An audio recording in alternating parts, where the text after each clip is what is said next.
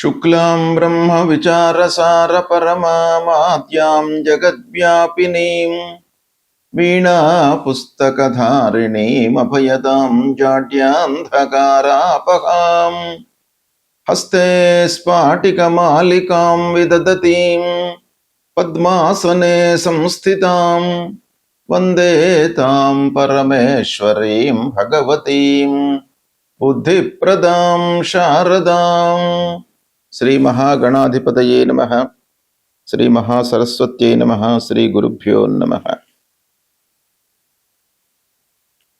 శుక్రగోచారము అంటే శుక్రుడు సంచరించడం మూలకంగా ద్వాదశ రాశులలో జన్మించినటువంటి వారికి ఎలాంటి ప్రభావము ఉంటుంది, ఎలాంటి ఫలితాలు ఉండబోతున్నాయి అనేటువంటి విషయాన్ని మనం చూసినట్టయితే, శుక్రుడు ప్రతి మాసము ఒక రాశి నుండి ఇంకొక రాశికి మారుతూ ఉంటాడు.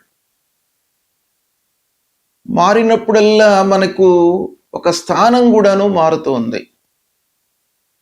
ఉదాహరణకి జన్మస్థానంలో ఉన్నటువంటి శుక్రుడు రుజుమార్గంలో ప్రయాణం చేస్తున్నట్టయితే ద్వితీయ స్థానంలోకి వెళ్తాడు.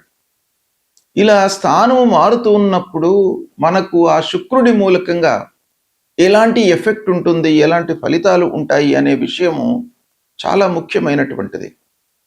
శుక్రుడు చాలా ప్రధానమైనటువంటి గ్రహము.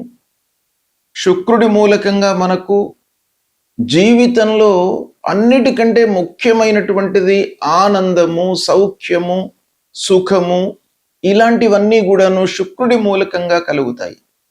కాబట్టి శుక్రుడు గోచార రీత్యా ఉత్తమమైనటువంటి స్థానాలలో సంచరిస్తూ ఉన్నప్పుడు, లేదా జన్మ సమయంలో శుక్రుడు అనుకూలమైనటువంటి స్థానాలలో ఉన్నప్పుడు, శుక్రాంతర్దశ జరుగుతూ ఉన్నప్పుడు, శుక్ర మహర్దశ జరుగుతూ ఉన్నప్పుడు మనకు తప్పకుండా ఆ శుక్రుడి మూలకంగా మంచి ఫలితాలు ఉంటాయి.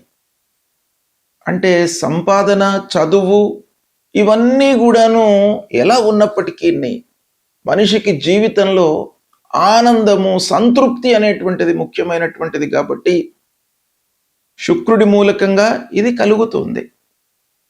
ముఖ్యంగా మహిళలకు శుక్రబలం చాలా శ్రేష్టము అనేటువంటిది శాస్త్రం చెప్తూ ఉంది.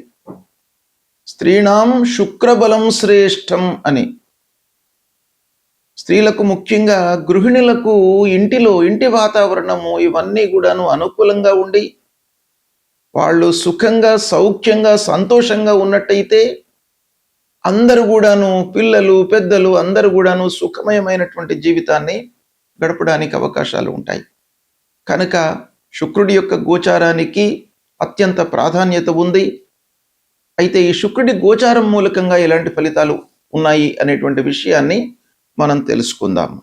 కర్కాటక రాశి వారికి శుక్ర గోచారము ఎలా ఉంది అనే విషయాన్ని మనం చూసినట్టయితే, 4 జూలై 2026 నుండి 1 ఆగస్టు 2026 మధ్య కాలంలో శుక్రుడు సింహరాశిలో సంచరిస్తున్నాడు. సింహరాశి అనంటే సూర్యుడి యొక్క ఆధిపత్యాన్ని కలిగినటువంటి రాశి. సింహరాశికి సూర్యుడి అధిపతి. శుక్రుడు, సూర్యుడు శత్రుగ్రహాలు. అంటే శుక్రుడు శత్రుస్థానంలో సంచరిస్తున్నాడు. అయినప్పటికీ కర్కాటక రాశి జాతకులకు గోచార రీత్యా ద్వితీయ స్థానం అవుతుంది. అంటే ద్వితీయ స్థానము శుభప్రదమైనటువంటి స్థానం, ధనస్థానంలో సంచరిస్తున్నాడు. కనుక ఈ గోచార రీత్యా శుక్రుడి యొక్క అనుకూలత ఉంది. ఆర్థికంగా మీకు కలిసి వస్తుంది ఈ సమయం. కుటుంబ స్థానం కూడాను. కనుక కుటుంబం లోపల సుఖశాంతులు వెల్లివిరుస్తాయి. ఇక మీకు మాటతో కొన్ని పనులు నెరవేరేటువంటి అవకాశాలు ఉన్నాయి. అంటే మీ మాటకు సమాజంలో అన్యోన్యత, అంటే ఆత్మీయులు, సోదరులు, బంధువర్గం లోపల మీ మాటకు చాలా విలువ ఉంటుంది. తద్వారా కొన్ని పనులు నెరవేరే అవకాశాలు ఉన్నాయి. అయితే పొదుపుపై మీరు మనస్సు నిలపాలి ఈ సమయం లోపల. పొదుపుపై మనస్సు నిలిపినట్టయితే ఈ సమయం మీకు బాగా అనుకూలిస్తుంది. విలువైనటువంటి వస్తువులను, అలంకార వస్తువులను, ఆభరణాలను ఇంటికి కావలసినటువంటి గృహ ఉపకరణ వస్తువులను ఇలాంటివన్నీ కూడాను మీరు కొనుగోలు చేసేటువంటి అవకాశం ఉంది. వ్యాపారస్తులకు కలిసి వస్తుంది. ఉద్యోగస్తులకు ఉద్యోగంలో ఆదాయం స్థిరపడుతుంది. కొంత ప్రోగ్రెసివ్గా మీరు వెళ్ళేటువంటి అవకాశం ఉంది. ఇంటిలో శుభకార్యాలు ఈ శుక్రుడి మూలకంగా జరిగే అవకాశం ఉంది. దాన్ని మీరు సద్వినియోగపరుచుకున్నట్టయితే పిల్లల యొక్క చదువు, వివాహాది శుభకార్యాల విషయం లోపల శుక్రుడి యొక్క సంచారం మీకు బాగా కలిసి వస్తుంది. సమాజంలో గౌరవ మర్యాదలు లభిస్తాయి. ముఖ్యంగా దాంపత్య సౌఖ్యము ఈ సమయం లోపల మీకు ఉంటుంది. భార్యాభర్తల మధ్యన అన్యోన్యత ఉంటుంది. ఒకే మాటపై మీరు ఉండడం మూలకంగా పిల్లలను మంచి స్థాయిలో మీరు నిలిపేటువంటి అవకాశము ఉంది. ఇకపోతే పెట్టుబడుల లోపల కొంత జాగ్రత్తలు తీసుకోవాలి. ఆదాయము మీకు స్థిరంగానే ఉంటుంది ఈ సమయంలో. అయినప్పటికీ మీరు పెట్టుబడి ఇన్వెస్ట్మెంట్ చేసేటప్పుడు కొంత పూర్వాపరాలను ఆలోచించడం చాలా మంచిది. ఆరోగ్య విషయమై జాగ్రత్తలు తీసుకోవాలి. ఆహార నియమాలను పాటించండి.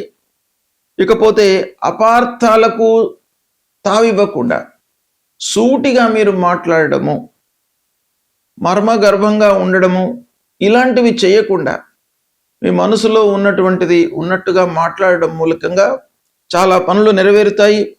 ఆరోగ్యం విషయంలో మట్టుకు కొంత శ్రద్ధ వహించండి. ఓవరాల్గా మనకు చూసినట్టయితే కర్కాటక రాశి వారికి శుక్రుడి యొక్క సంచారం మూలకంగా మధ్యస్థమైనటువంటి ఫలితాలు ఉన్నాయి ఈ సమయంలో. అయితే కొన్ని విషయాలలో మీకు బాగా కలిసి వస్తుంది. దాన్ని సద్వినియోగపరచుకోండి. శుక్రుడు ప్రతికూలంగా ఉన్నప్పుడు మనము పరిహారాలను చేసుకోవాలి. ప్రతికూలమైనటువంటి ఫలితాలు అనంటే గోచార రీత్యా 6, 7, 10వ స్థానాలలో సంచరిస్తున్నటువంటి సమయంలో, లేదా శుక్రుడు శత్రుస్థానంలో సంచరిస్తున్నటువంటి సమయంలో, జన్మ సమయంలో దుస్థానాలలో ఉన్నప్పుడు, వీటన్నిటినీ కూడాను మనము దృష్టిలో పెట్టుకొని శుక్రుడికి సంబంధించినటువంటి పరిహారాలు చేసుకోవాలి. శుక్రుడు చాలా ప్రధానమైనటువంటి గ్రహము. మనకు ఆనందాన్ని, సౌఖ్యాన్ని జీవితంలో ఇచ్చేటువంటి గ్రహము కాబట్టి శుక్ర బలము అనేటువంటిది చాలా ముఖ్యం. కనుక శుక్రుడి పరిహారాలు తప్పకుండా చేసుకోవాలి.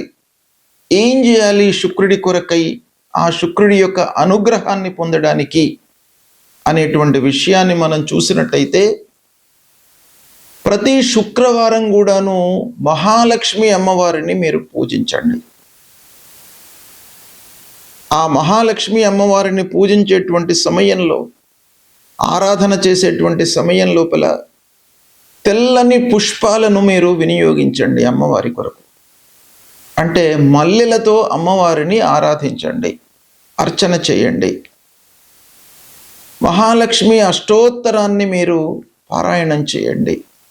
శ్రీ సూక్త పారాయణం చేయండి. ముఖ్యంగా స్త్రీలకు,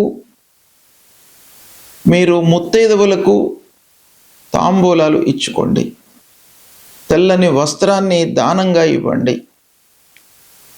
ఇక పిల్లలకు, చదువుకునేటువంటి విద్యార్థులకు పుస్తకాలు కానివ్వండి, పెన్నులు కానివ్వండి, లేదా వాళ్లకు ఉపయోగపడేటువంటి సలహాలు చదువు కొరకై మీరు చేయండి.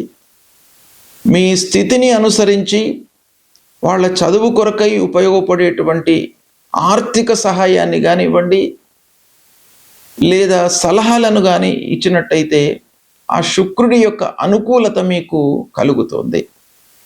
ముఖ్యంగా శుక్రుడికి సంబంధించినటువంటి మూల మంత్రాన్ని చదువుకోవడము, అమ్మవారిని యొక్క దేవాలయానికి వెళ్ళి అమ్మవారిని ఆరాధించడము, అర్చించడము మీరు చేసినట్టయితే చాలా మంచి పరిహారాలు కలుగుతాయి.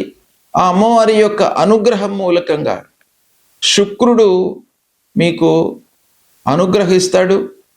తద్వారా శుక్రుడి మూలకంగా కలిగేటువంటి ఆ దుష్ప్రభావం ఏదైతే ఉందో అది దూరం అవుతుంది. అమ్మవారి యొక్క అనుగ్రహం కలుగుతుంది. తద్వారా మీకు శుభ ఫలితాలు కలుగుతాయి.